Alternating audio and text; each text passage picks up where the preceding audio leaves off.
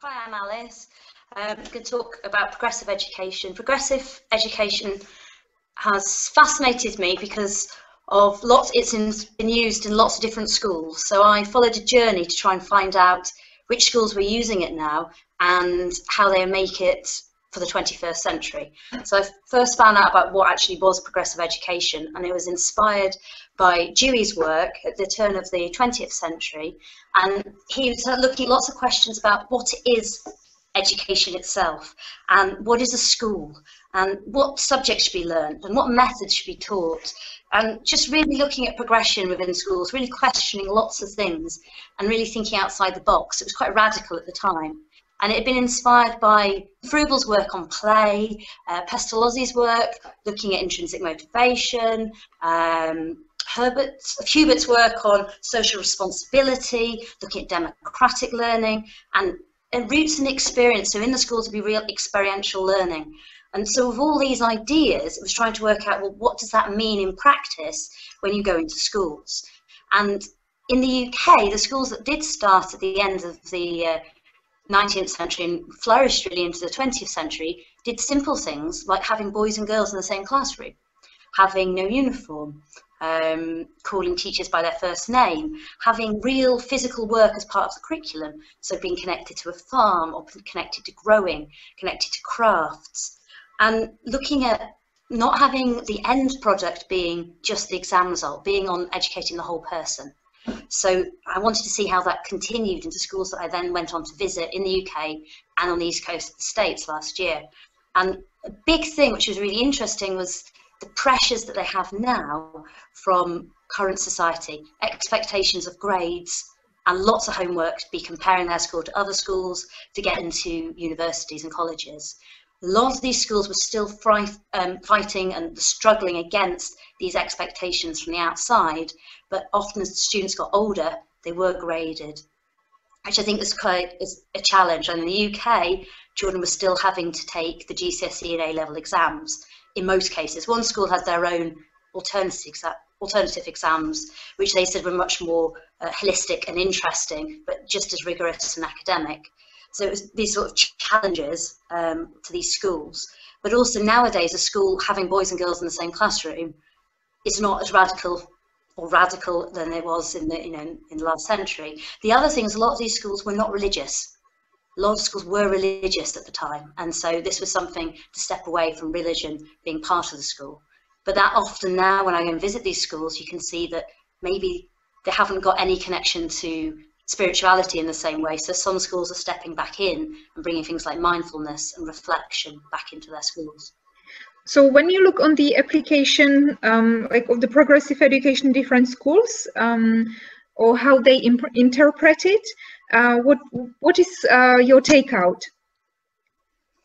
I think all of them are very child-centred. They're wonderfully looking at personalised learning. The community within the schools was very powerful. The respect for teachers and students for teachers and vice versa. It was a really wonderful community in all the schools, and there was a lot of respect across. And the big thing that I was very interested in is intrinsic motivation, where they really looked at why students wanted to learn and working out ways that would inspire them. And I mean, a lot of these schools I visited were independent, so they had quite a lot of money to have amazing technology facilities, or they could get lots of staff and facilities. So that was interesting to see how they could really inspire the children to learn and young people to learn. Other things they looked at was the learning style. So each classroom I went into was really quite inspiring. So the one thing that actually the progressive movement inspired UK education in the 1970s was the schools, primary schools particularly, became more open plan. And this has changed since then, but some of these schools I visited still have this much more of open plan, free flow, not hiding teachers and students in rooms behind closed doors, but movement and flow between staff and students in one big learning space. That was something that was still there, but also how the teachers taught. So they would use they might use media, they might be outside, might look at different learning styles. Do they want to be a big visual lesson? Do they want to be doing? Do they have kinesthetic learners? So it was really thinking about how they taught. The learning and teaching was really powerful. Also looking at behaviour. So in a lot of state schools in the UK particularly, they rely a lot on rewards and punishments, on this endpoint of grades or a star or a sticker, and if people don't meet the rules and expectations, then there's a punishment for them. So there's a lot more on mutual respect, understanding, discussion, school councils being involved, elements of democracy and inclusion in learning, and really looking at social justice, which is becoming very popular in how these progressive schools are moving into the 21st century.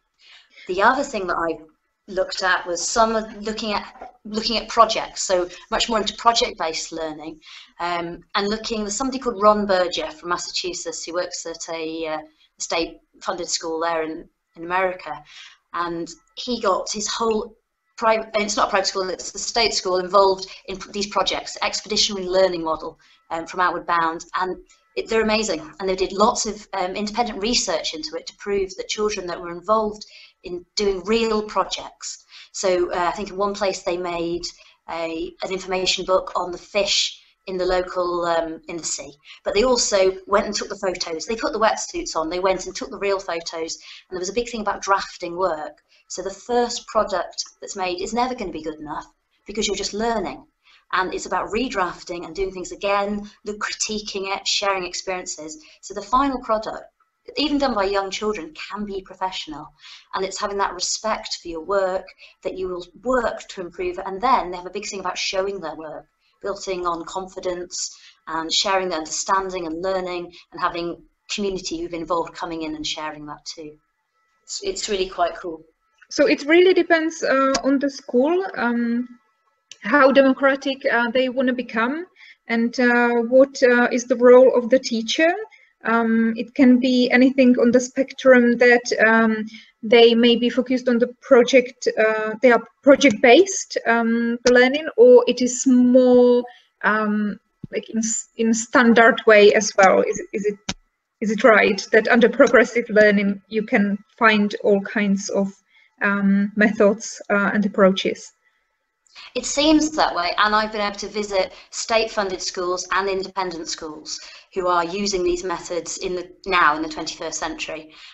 Some of the ones, maybe some of the state schools I visited, were being very clever because they were being under the radar. There was one school in the north of England where nobody really knew how radical and progressive they were, because they were just seen as a local comprehensive.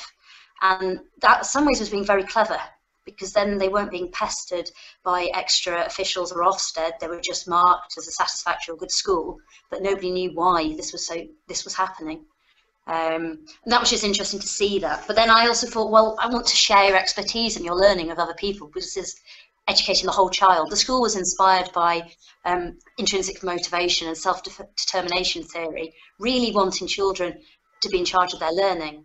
I mean, there are other extremes, and which have gone more independent sector with democratic schools, where they're looking at a different way, where children are choosing to go to their lessons and are much more involved in the whole school. There's not a hierarchy, and that's on one spectrum. And then you've got others that are using these progressive approaches with a still fitting more into the mainstream traditional mold of teacher and child. And do you see like any direction or where the progressive education is heading? I think people are wanting change. They're looking for change. There's all these new learning styles and approaches. People are seeing that educating the whole child and being involved more in democracy is really moving.